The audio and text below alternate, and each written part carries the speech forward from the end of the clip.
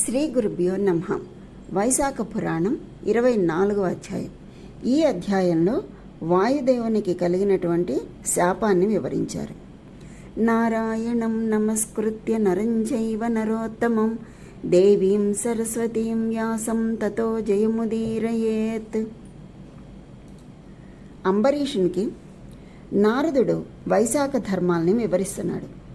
శృతకీర్తికి శృతదేవుడు శంఖ కిరాతుల సంవాదాన్ని చెప్తూ ఇలా అన్నాడు.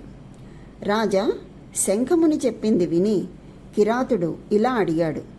మునీశ్వర, విష్ణుమూర్తిని ఉద్దేశించి చేసే వ్రతాలు ధర్మాలు గొప్పవని, వాటిలో వైశాఖ వ్రతం చాలా గొప్పదని మీరు చెప్పారు. ఆ విష్ణుదేవుడు ఎలాంటివాడు? ఆయన లక్షణాలేమిటి?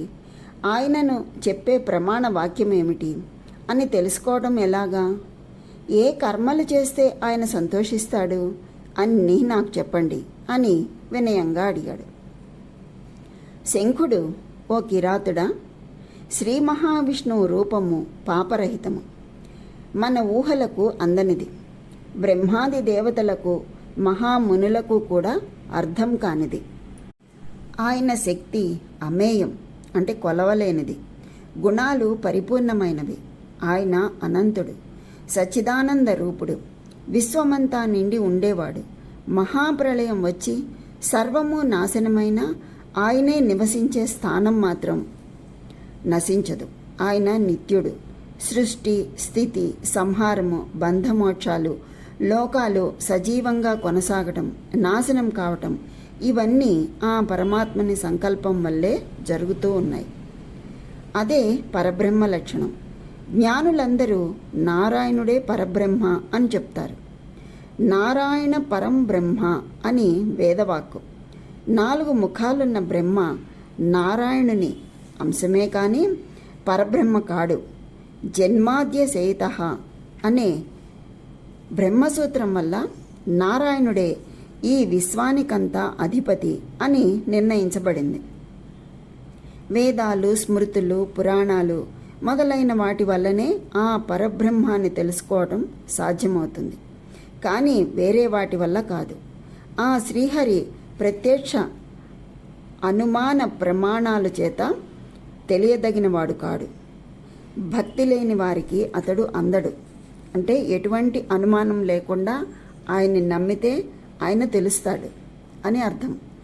బలం జ్ఞానం అనుభూతి అనేవి విశేషంగా ఉండటం వల్లనే ప్రాణులలో మానవ జన్మ చాలా ఉత్తమమైనది. సాధారణ మనుషుల కంటే కూడా జ్ఞానం ఎక్కువ గల రాజు 100 రెట్లు గొప్పవాడు. అతని కంటే మనుష్యుడు, గంధర్వులు, వారికంటే దేవగంధర్వులు, వారికంటే దేవతలు, దేవతల కంటే అగ్ని, అతని కంటే సూర్యుడు, అతని కంటే గురువు, గురువు కంటే ప్రాణం, ప్రాణం కంటే ఇంద్రుడు 100 రెట్లు గొప్పవారు. ఇంద్రుని కంటే గౌరీదేవి, ఆమె కంటే జగదీశ్వరుడైన శివుడు, శివుని కంటే మహత్తు గల బుద్ధి, బుద్ధి కంటే మహాప్రాణము 100 రెట్లు గొప్పవి. ఆ మహాప్రాణం నుంచే ప్రాణాత్మకమైన విశ్వం ఆవిర్భవించింది. సర్వము ప్రాణంలోనే ఉంది. ప్రాణం చేతనే సర్వ జగత్తు కదులుతూ ఉన్నది. లక్ష్మీ కటాక్షం చేత ప్రాణం నిలుస్తుంది. లక్ష్మి శ్రీనాథుని కరుణ చేత ప్రకాశిస్తుంది.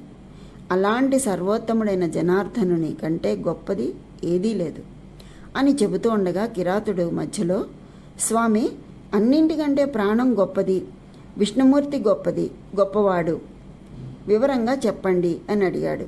అంటే అన్నింటికంటే ప్రాణం గొప్పదా లేక విష్ణుమూర్తి గొప్పవాడా? వివరంగా చెప్పమని అడుగుతున్నాడు. మంచి ప్రశ్న వేశాడు. దానికి శంఖుడు, కిరాత, సమస్త జీవుల్ని పరిశీలించి ప్రాణమే గొప్పదని నిర్ణయించడం జరిగింది. ఎలా అంటే, పూర్వం శ్రీహరి బ్రహ్మాండాన్నంతా సృష్టించి బ్రహ్మాది దేవతలతో, దేవతలారా, మీ సామ్రాజ్యానికి బ్రహ్మను అధిపతిగా నియమిస్తున్నాను. మరి మీలో ఎవరు గొప్పవారో చెబితే వారిని యువరాజుగా నిర్ణయిస్తాను. అతను మంచి నడవడి సద్గుణాలు కలవాడు కావాలి అన్నాడు. అప్పుడు ఇంద్రుడు మొదలైన వారు నేను గొప్పవాణ్ణి అంటే నేను గొప్పవాణ్ణి అని తగోలాడుకున్నారు. ఎవరు గొప్పవారో తేర్చుకోలేక మళ్ళీ శ్రీహరి దగ్గరికే వెళ్ళారు. ఆయన వారిని చూసి, అమరులారా, విరాట్ పురుషుడు సృష్టించిన ఈ స్థూల శరీరము వైరాజ్యం అని చెప్పబడుతోంది. దీనిలో ఒక్కొక్క అంగాన్ని ఒక్కొక్క దేవత అంశరూపంలో అంటిపెట్టుకుని ఉంటాడు. ఏ దేవత ఈ శరీరాంగం నుంచి తప్పుకుంటే ఈ శరీరం నిరుపయోగం అవుతుందో ఆ దేవత గొప్పవాడని, అతడే యువరాజుగా తగినవాడని చెప్పాడు. మొదట శరీరాన్నించి జయంతుడు అనే దేవత బయటకు వచ్చాడు. అప్పుడు శరీరం కుంటిదైంది, కానీ మిగతా పనులు జరుగుతూనే ఉన్నాయి. గుహ్యావయం నుంచి దక్ష ప్రజాపతి ఇవలికి వచ్చాడు. అప్పుడు శరీరానికి సంభోగ శక్తి నశించింది, కానీ మిగిలిన సర్వాంగాలు ఇంద్రియాలు పనిచేస్తున్నాయి. అప్పుడు అతనిని నపుంసకుడు అన్నారు. ఆ తర్వాత చేతుల నుంచి ఇంద్రుడు వెలుపలికి వచ్చాడు. అప్పుడు శరీరానికి చేతులు లేకపోయినా తక్కిన సర్వాంగాలు పనిచేస్తున్నాయి. ఆ తర్వాత కళ్ళ నుండి సూర్యుడు బయటకు వచ్చాడు. శరీరానికి గుడ్డితనం వచ్చింది, కానీ మరేమీ కాలేదు. ఆ పైన ముక్కు నుంచి అశ్విని దేవతలు బయటకు వచ్చారు. అప్పుడు ముక్కుకు వాసన చూసే శక్తి తగ్గింది, కానీ తక్కిన అంగాలు వేటి పని అవి చేసుకుంటున్నాయి. చెవుల నుంచి దిక్కులు బయటకు వచ్చాయి. శరీరానికి చెవుడు కలిగింది, కానీ మిగిలిన అంగాలు బాగానే ఉన్నాయి. ఆపై నాలుక నుండి వరుణుడు, అగ్ని వెలుపలికి వచ్చారు. నాలుకకు రుచి చూసే శక్తి, మాట్లాడే శక్తి రెండూ పోయాయి. మోగతనం వచ్చింది, అంతే. తక్కిన వ్యవహారాలు నడుస్తున్నాయి. శరీరం నుంచి రుద్రుడు బయటకు వచ్చాడు. శరీరంలోని వాడు పిచ్చివాడు లాగా ప్రవర్తించాడు, కానీ శరీరానికి పతనం కలగలేదు. ఆ తర్వాత ప్రాణరూపమైన వాయువు బయటకు వచ్చాడు, అంతే. శరీరం నిర్జీవం అయిపోయింది. కర్మేంద్రియాలు, జ్ఞానేంద్రియాలు, ఇతర అవయవాలు అన్నీ స్తంభించిపోయాయి. శరీరం ఏ శక్తి లేక పడిపోయింది. అది చూసి దేవతలంతా ఆశ్చర్యపడ్డారు. అప్పుడు శ్రీహరి, నిశ్చలమైన శరీరంలో ఏ దేవత ప్రవేశిస్తే చలనం వస్తుందో అతడు యువరాజు అన్నాడు. అంటే చూసారా, మన శరీరంలో ఒక్కొక్క అంగానికి ఒక్కొక్క అధిదేవత ఉన్నారు అని చెప్పి మనకి దీని ద్వారా తెలియజేస్తున్నారు. ఇక్కడ ఏం చెప్పారు? శ్రీహరి నిశ్చలమైన ఈ శరీరంలోకి ఏ దేవత ప్రవేశిస్తే చలనం వస్తుందో అతడే యువరాజు అన్నాడు. అది విని జయంతుడు పాదాలలో ప్రవేశించాడు. అంటే ఇందాక ఒక్కొక్కళ్ళు బయటికి వచ్చారు కదా, అలాగే మళ్ళీ ఒక్కొక్కళ్ళు ఆ శరీరంలోకి ప్రవేశిస్తున్నారు. జయంతుడు పాదాల్లో ప్రవేశించాడు. శరీరంలో చలనం కలగలేదు. ప్రజాపతి గుహ్యాంగంలో ప్రవేశించాడు. దేహం కదలలేదు. ఇంద్రుడి చేతులలో దూరాడు. దేహంలో కదలిక లేదు. సూర్యుడు కళ్ళల్లో ప్రవేశించినా శరీరం కదలలేదు. దిక్కులు చెవుల్లో దూరినా లాభం లేకపోయింది. అగ్ని నాలుక మీద నిలిచినా కదలిక రాలేదు. రుద్రుడు మనసులో ప్రవేశించినా శరీరం కదలలేదు. చివరికి వాయువు ప్రాణరూపంలో ప్రవేశించగానే శరీరం సజీవమై లేచి కూర్చుంది. అందుకే ప్రాణవాయువు అంటారు కదా, అదే అన్నమాట.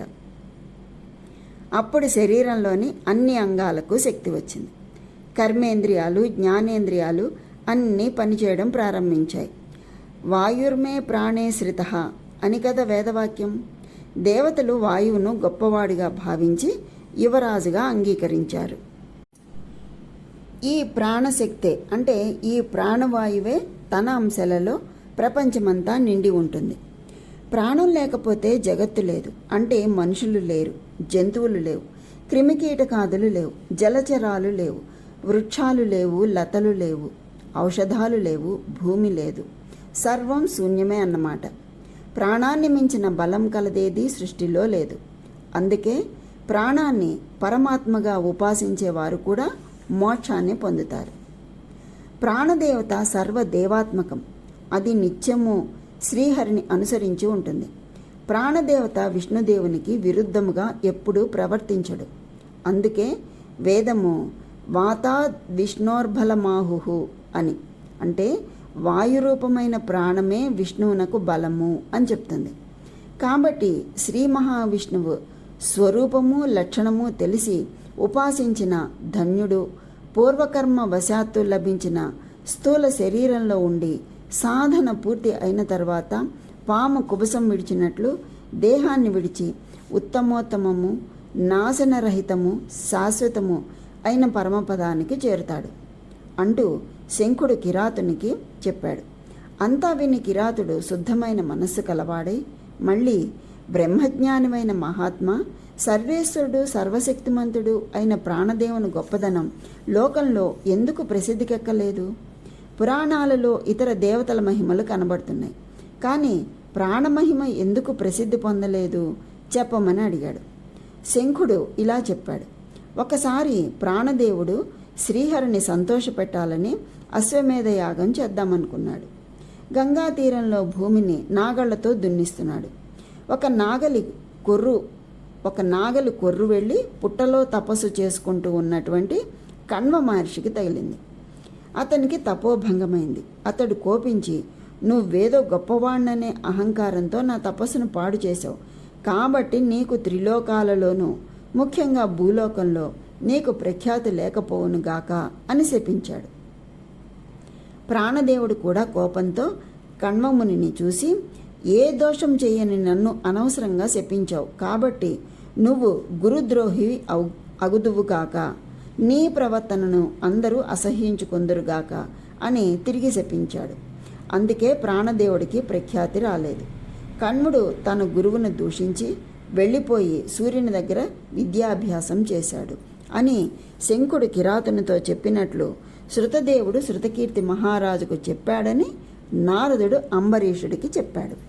ఇది స్కాంద పురాణాంతర్గతమైనటువంటి వైశాఖ పురాణంలోని 24వ అధ్యాయం సంపూర్ణం. ఆ శ్రీ మహావిష్ణువు యొక్క అనుగ్రహం అందరికీ కలగాలని కోరుకుంటూ స్వస్తి.